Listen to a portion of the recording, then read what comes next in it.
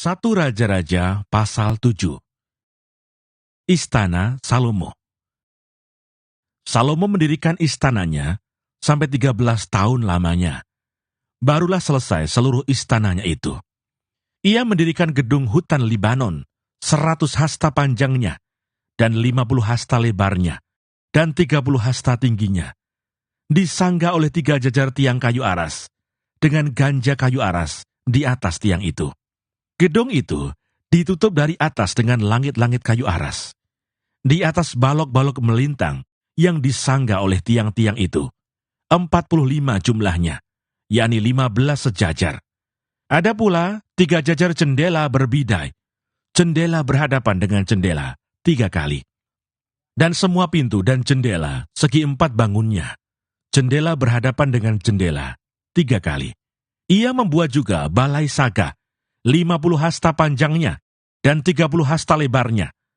Dengan di sebelah depannya sebuah balai lagi yang bertiang dan bertangga di sebelah depannya. Dibuatnya juga balai singgasana, tempat ia memutuskan hukum, balai pengadilan, yang ditutupi dengan kayu aras, dari lantai sampai ke balok langit-langit. Dan gedung kediamannya sendiri, di pelataran yang lain, lebih ke sebelah dalam lagi dari balai itu, adalah sama buatannya. Dan bagi anak Firaun yang diambil Salomo menjadi istrinya, dibuatnya juga sebuah gedung sama dengan balai itu. Tembok dari semuanya ini dibuat dari batu yang mahal-mahal, yang sesuai dengan ukuran batu pahat. Digergaji dengan gergaji dari sebelah dalam dan dari sebelah luar, dari dasar sampai ke atas, dan juga dari tembok luar sampai kepada tembok pelataran besar. Bahkan dasar gedung-gedung itu, dari batu yang mahal-mahal, batu yang besar-besar, batu yang 10 hasta, dan batu yang 8 hasta. Di bagian atas ada batu yang mahal-mahal, berukuran batu pahat, dan kayu aras juga. Sekeliling pelataran besar, ada tembok dari 3 jajar batu pahat, dan 1 jajar balok kayu aras.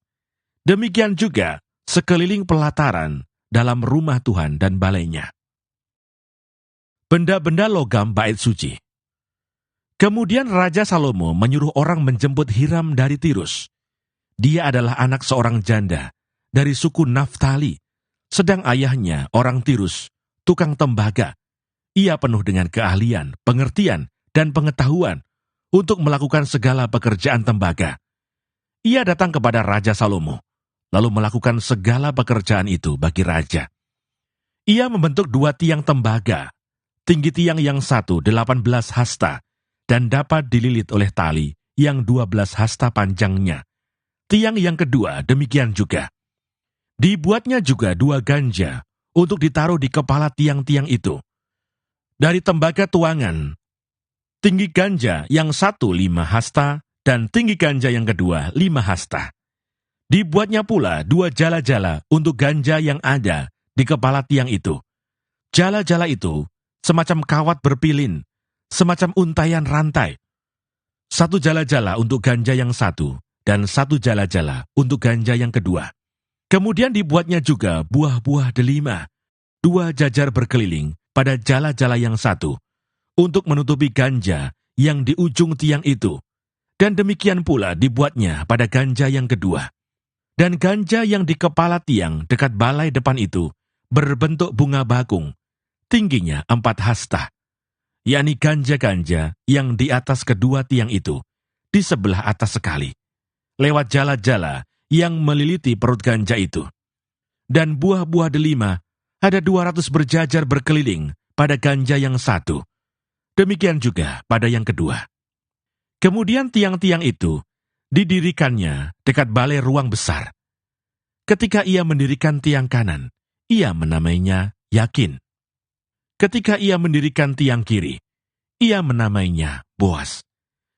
Dan setelah bentukan bunga bakung itu ditaruh di kepala tiang-tiang itu, maka siaplah pekerjaan membuat tiang-tiang itu. Kemudian dibuatnyalah laut tuangan yang 10 hasta dari tepi ke tepi, bundar keliling 5 hasta tingginya, dan yang dapat dililit berkeliling oleh tali yang 30 hasta panjangnya. Dan di bawah tepinya ada gambar buah labu yang mengelilinginya sama sekali, 10 dalam sehasta, merangkum laut itu berkeliling. Labu itu 2 jajar, dituang setuangan dengan bejana itu. Laut itu menumpang di atas 12 lembu, 3 menghadap ke utara, dan 3 menghadap ke barat, 3 menghadap ke selatan, dan 3 menghadap ke timur. Laut itu menumpang di atasnya, sedang segala buntut lembu itu menuju ke dalam. Tebal laut itu setapak tangan, dan tepinya serupa tepi piala, seperti bunga bakung yang berkembang.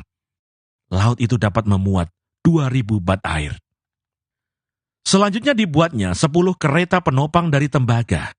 1 kereta 4 hasta panjangnya, 4 hasta lebarnya, dan 3 hasta tingginya. Beginilah bentuk kereta penopang itu. Ada papan penutupnya, dan papan itu diapit oleh bingkai. Dan pada papan penutup yang diapit oleh bingkai itu, ada singa, lembu, dan kerub. Dan demikian juga pada bingkai itu. Di sebelah atas dan di sebelah bawah singa dan lembu itu ada karangan-karangan bunga yang tergantung. Pada 1 kereta penopang ada 4 roda tembaga dengan poros tembaga, dan pada keempat penjurunya ada sangga untuk menyangga bejana pembasuhan. Sangga-sangga itu dituang, dan di sebelah luar setiap sangga ada karangan bunga. Dan mulut kereta penopang itu ada di sebelah dalam sangga-sangga itu, menonjol ke atas 1 hasta. Mulutnya itu bundar, buatannya sebagai tumpuan, dan dalamnya 1,5 hasta. Juga pada mulutnya itu ada ukiran, tetapi papan-papan penutupnya 4 persegi, jadi tidak bundar. Keempat roda itu ada di bawah papan penutup, dan tangan-tangan roda itu ada pada kereta penopang itu, dan tinggi 1 roda ialah 1,5 hasta. Dan buatan roda itu seperti buatan roda kereta, tetapi tangan-tangannya, lingkarnya, jari-jarinya, dan napnya semua tuangan. Keempat sangga pada keempat sudut setiap kereta penopang adalah seiras dengan kereta itu. Dan di sebelah atas kereta penopang itu ada leher bundar berkeliling, 1/2 hasta tingginya. Di sebelah atas kereta itu ada pula topang-topang dan papan penutup yang seiras dengan dia. Maka pada muka topang-topangnya itu, dan pada papan-papan penutupnya, diukirkannya lah kerub, singa, dan pohon korma, masing-masing menurut tempat yang ada, dan karangan bunga sekeliling. Demikianlah dikerjakannya ke 10 kereta penopang itu. Tuangannya sama, ukurannya sama, dan potongannya sama semuanya. Lagi pula dibuatnya 10 bejana pembasuhan dari tembaga. Setiap bejana dapat memuat 40 bat air. Setiap bejana 4 hasta besarnya, dan ada 1 bejana di atas setiap kereta dari ke-10 kereta penopang itu. 5 kereta penopang ditaruhnya pada sisi kanan rumah itu, dan 5 pada sisi kirinya. Tetapi laut itu ditaruhnya pada sisi kanan rumah itu, arah tenggara. Dan Hiram membuat juga kuali-kuali, penyodok-penyodok, dan bokor-bokor penyiraman. Demikianlah Hiram menyelesaikan segala pekerjaan yang harus dilakukannya bagi Raja Salomo di rumah Tuhan, yakni kedua tiang dengan kedua bulatan ganja yang di kepala tiang itu, dan kedua jala-jala yang menutup kedua bulatan ganja itu. 400 buah delima untuk kedua jala-jala itu, 2 jajar buah delima untuk 1 jala-jala, guna menutupi kedua bulatan ganja yang di atas tiang itu. Ke-10 kereta penopang dan ke-10 bejana pembasuhan yang di atas kereta itu. Laut yang 1 itu dan ke-12 lembu yang di bawah laut itu.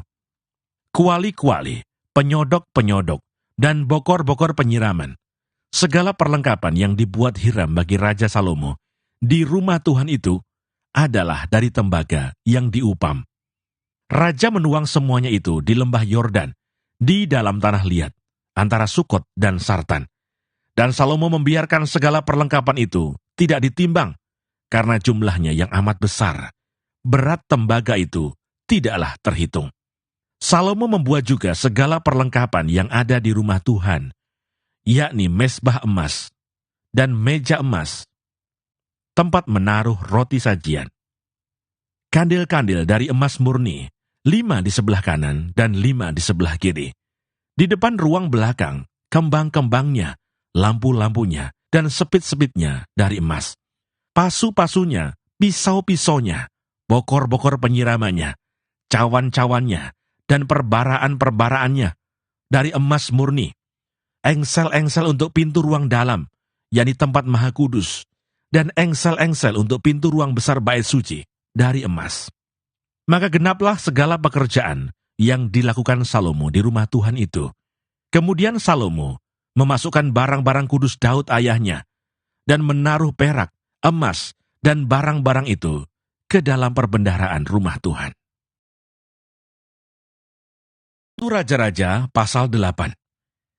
Pada waktu itu Raja Salomo menyuruh para tua-tua Israel dan semua kepala suku, yakni para pemimpin puak orang Israel, berkumpul di hadapannya di Yerusalem untuk mengangkut tabut perjanjian Tuhan dari kota Daud, yaitu Sion. Maka pada hari raya di bulan Etanim, yakni bulan ke-7, berkumpullah di hadapan Raja Salomo semua orang Israel. Setelah semua tua-tua Israel datang, maka imam-imam mengangkat tabut itu. Mereka mengangkut tabut Tuhan dan kemah pertemuan, dan segala barang kudus yang ada dalam kemah itu. Semuanya itu diangkut oleh imam-imam dan orang-orang Lewi. Tetapi Raja Salomo dan segenap umat Israel yang sudah berkumpul di hadapannya, berdiri bersama-sama dengan dia di depan tabut itu, dan mempersembahkan kambing domba dan lembu sapi yang tidak terhitung dan tidak terbilang banyaknya. Kemudian imam-imam membawa tabut perjanjian Tuhan itu ke tempatnya, di ruang belakang rumah itu, di tempat maha kudus, tepat di bawah sayap kerup-kerup. Sebab kerup-kerup itu mengembangkan kedua sayapnya di atas tempat tabut itu, sehingga kerup-kerup itu menudungi tabut, serta kayu-kayu pengusungnya dari atas. Kayu-kayu pengusung itu demikian panjangnya, sehingga ujungnya kelihatan dari tempat kudus, yang di depan ruang belakang itu, tetapi tidak kelihatan dari luar, dan disitulah tempatnya sampai hari ini. Dalam tabut itu, tidak ada apa-apa selain dari kedua loh batu yang diletakkan Musa ke dalamnya di Gunung Horeb, yakni loh-loh batu bertuliskan perjanjian yang diadakan Tuhan dengan orang Israel pada waktu perjalanan mereka keluar dari tanah Mesir. Ketika imam-imam keluar dari tempat kudus, datanglah awan memenuhi rumah Tuhan, sehingga imam-imam tidak tahan berdiri untuk menyelenggarakan kebaktian oleh karena awan itu, sebab kemuliaan Tuhan memenuhi rumah Tuhan. Pada waktu itu berkatalah Salomo, Tuhan telah menetapkan matahari di langit, tetapi ia memutuskan untuk diam dalam kekelaman. Sekarang aku telah mendirikan rumah kediaman bagimu, tempat engkau menetap selama-lamanya. Tuhan menepati janjinya kepada Daud. Kemudian berpalinglah raja, lalu memberkati seluruh jemaah Israel. Sedang segenap jemaah Israel berdiri, ia berkata, "Terpujilah Tuhan Allah Israel, yang telah menyelesaikan dengan tangannya apa yang difirmankannya dengan mulutnya kepada Daud ayahku. Demikian, sejak aku membawa umatku Israel keluar dari Mesir, tidak ada kota yang kupilih di antara segala suku Israel untuk mendirikan rumah di sana sebagai tempat kediaman namaku. Tetapi aku telah memilih Daud untuk berkuasa atas umatku Israel." Lalu raja melanjutkan, "Ketika Daud ayahku bermaksud mendirikan rumah untuk nama Tuhan Allah Israel, berfirmanlah Tuhan kepadanya, 'Engkau bermaksud mendirikan rumah untuk namaku, dan maksudmu itu memanglah baik. Hanya bukanlah engkau yang akan mendirikan rumah itu, melainkan anak kandungmu yang akan lahir kelak. Dialah yang akan mendirikan rumah itu untuk namaku.'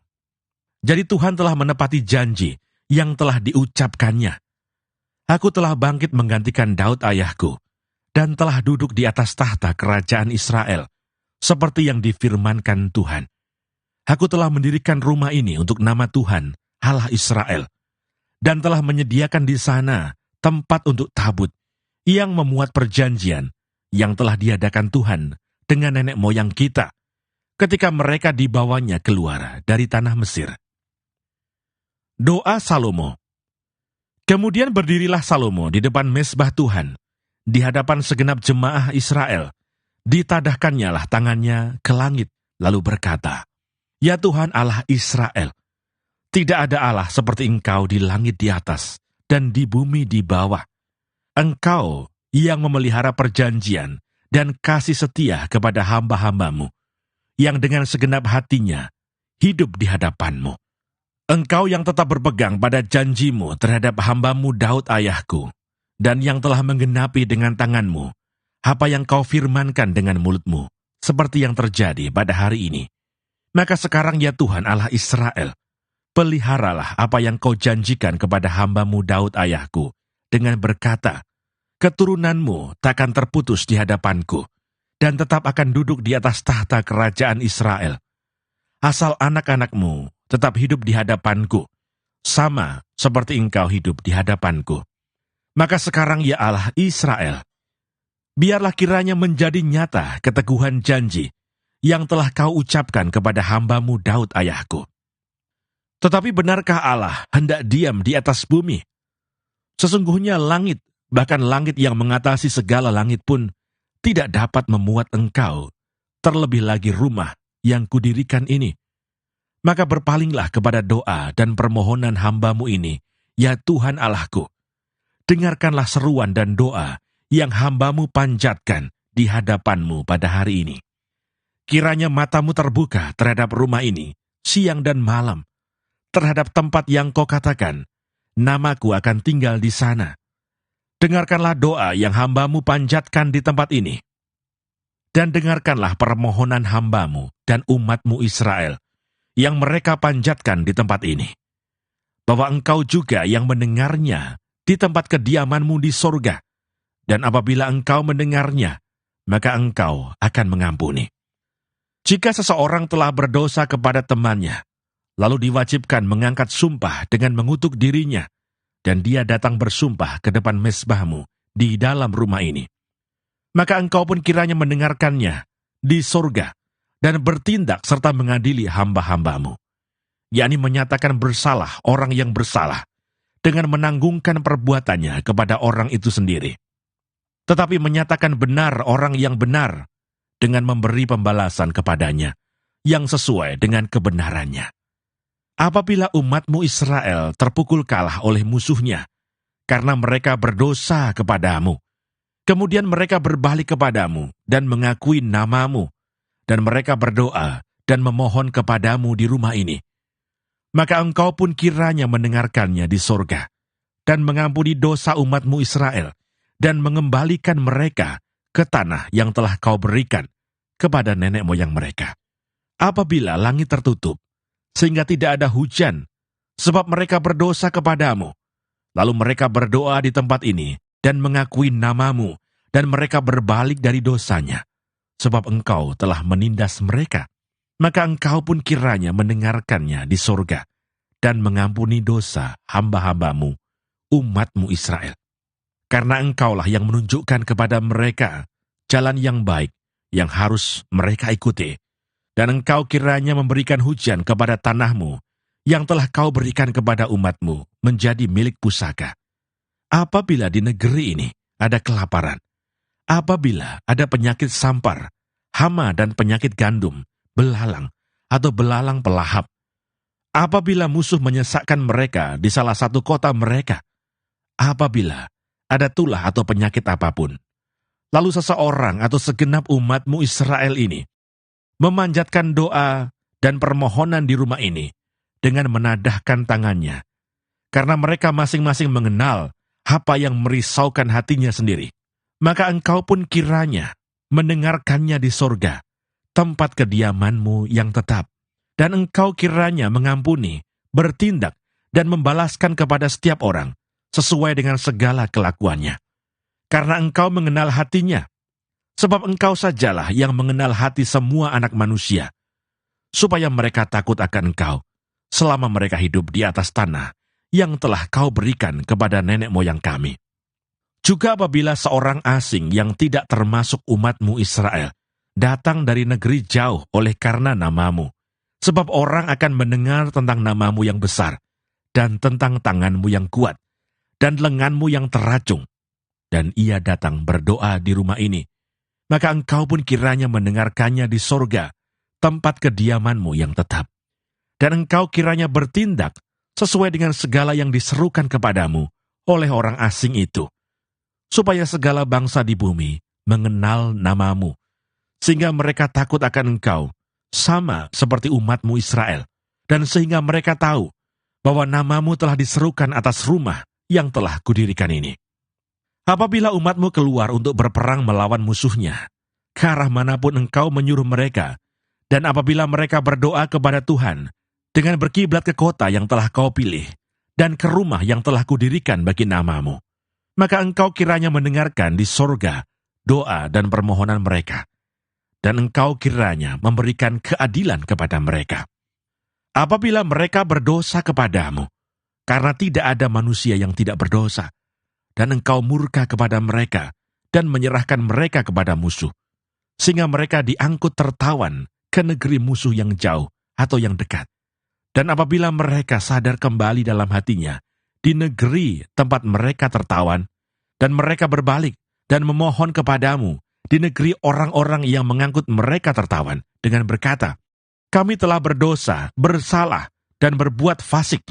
Apabila mereka berbalik kepadamu dengan segenap hatinya dan dengan segenap jiwanya, di negeri musuh yang mengangkut mereka tertawan, dan apabila mereka berdoa kepadamu dengan berkiblat ke negeri mereka yang telah kau berikan kepada nenek moyang mereka, ke kota yang telah kau pilih, dan ke rumah yang telah kudirikan bagi namamu, maka engkau kiranya mendengarkan di sorga, tempat kediamanmu yang tetap, kepada doa dan permohonan mereka, dan engkau kiranya memberikan keadilan kepada mereka. Engkau kiranya mengampuni umatmu yang telah berdosa kepadamu, mengampuni segala pelanggaran yang dilakukan mereka kepadamu, dan kiranya engkau membuat mereka menjadi kesayangan orang-orang yang mengangkut mereka tertawan, sehingga orang-orang itu menyayangi mereka. Sebab mereka itu umatmu dan milik kepunyaanmu, yang telah kau bawa keluar dari Mesir, dari tengah-tengah dapur peleburan besi. Hendaklah matamu terbuka terhadap permohonan hambamu, dan terhadap permohonan umatmu Israel, dan hendaklah engkau mendengarkan mereka seberapa kali mereka berseru kepadamu.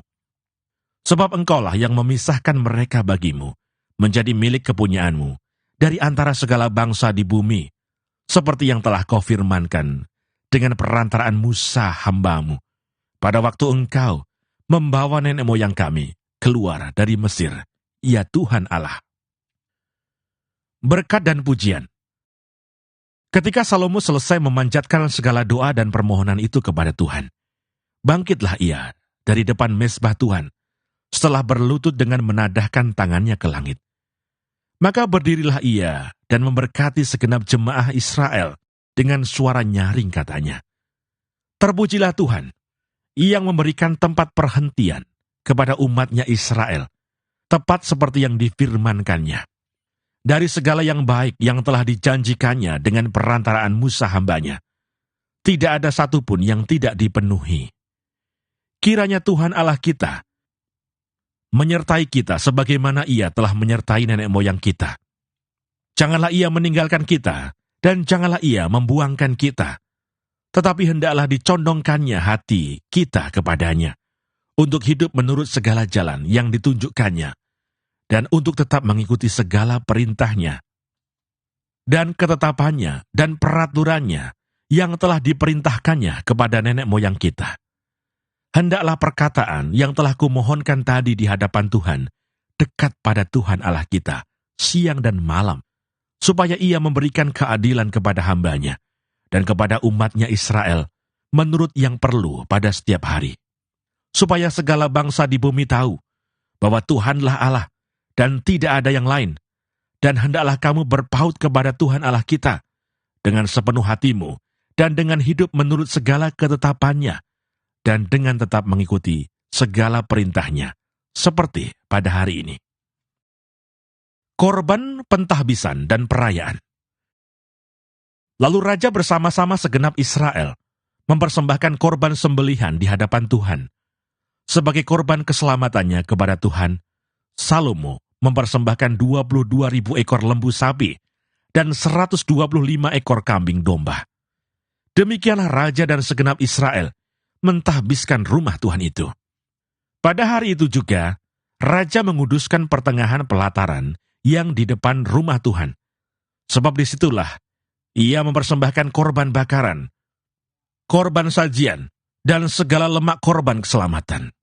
Sebab mezbah tembaga yang di hadapan Tuhan itu terlalu kecil untuk memuat korban bakaran dan korban sajian dan segala lemak korban keselamatan itu. Lalu Salomo mengadakan perayaan pada waktu itu juga di hadapan Tuhan Allah kita selama 7 hari bersama-sama dengan seluruh Israel. Suatu jemaah yang besar dari jalan masuk ke Hamat sampai sungai Mesir. Pada hari yang ke-8 disuruhnya bangsa itu pergi. Maka mereka memohon berkat untuk raja, lalu pulang ke kemah mereka sambil bersuka cita dan bergembira atas segala kebaikan yang telah dilakukan Tuhan kepada Daud hambanya dan kepada orang Israel umatnya.